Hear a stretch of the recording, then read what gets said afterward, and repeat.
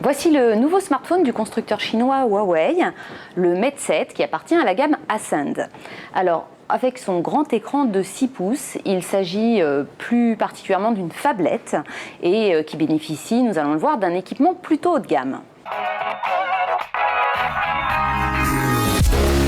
Le point vraiment incontournable, c'est le design de l'appareil avec deux composantes qui se détachent. D'une part, un boîtier qui est ultra fin, qui fait moins de 8 mm d'épaisseur et surtout des bordures d'écran qui sont ultra fines, ce qui fait que l'appareil, malgré ses 6 pouces, garde un format tout à fait raisonnable. Et la deuxième composante, c'est l'écran lui-même. On a un écran qui affiche une résolution tout à fait correcte, une luminosité correcte et un haut niveau de contraste. Donc c'est un vrai plaisir de regarder des photos et des vidéos. Le deuxième point fort, c'est qu'on a un appareil qui est 4G, qui est équipé de la 4G de dernière génération, c'est-à-dire de la catégorie 6, avec des débits théoriques qui peuvent monter à 300 mégabits seconde.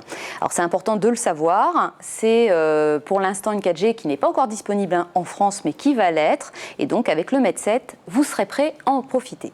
Le troisième point important sur ce smartphone, c'est qu'il est suffisamment puissant avec son processeur maison pour faire tourner la plupart des jeux, même si quelque part il est un peu moins qu'un Galaxy S5 ou qu'un Xperia Z3. Mais l'avantage, c'est que même en usage intensif, il ne chauffe pas.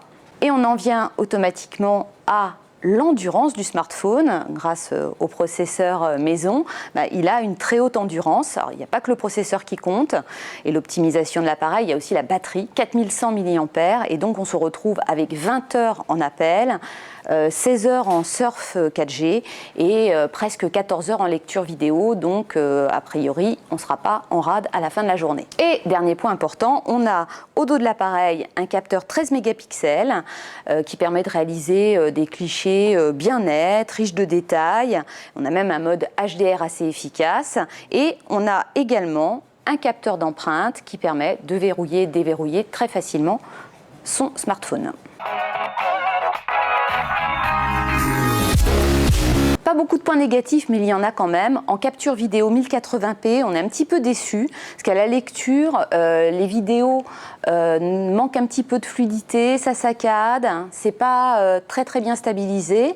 Et également au niveau de la navigation dans l'interface qui est fluide, on a repéré qu'en revanche, sur le web, cette fluidité, elle n'était plus tout à fait là, ça saccade un petit peu, il y a des à-coups. Je pense que c'est avant tout lié à un petit problème d'optimisation. Il faut rappeler que cet appareil n'est pas encore disponible en France, il arrivera au meilleur des cas en octobre. Donc on peut espérer que Huawei remédie à ces quelques lacunes par une mise à jour avant la commercialisation. Enfin, dernier point plus subjectif, l'appareil fonctionne sous Android KitKat, donc une version très récente, mais il y a une surcouche Huawei bien présente qui se distingue par l'absence du traditionnel menu d'application. Donc on a une navigation au sein des différents écrans, un peu à la façon de l'iPhone et d'iOS. Alors on aime, on n'aime pas, c'est une question cette fois-ci de goût. Pour moins de 500 €, 499 € précisément, le Mate 7 est une phablette qui est réussie, qui bénéficie d'un bel équipement et qui plaira plus particulièrement aux amateurs de médias parce que la mémoire de 16 Go est extensible par l'ajout d'une simple micro SD.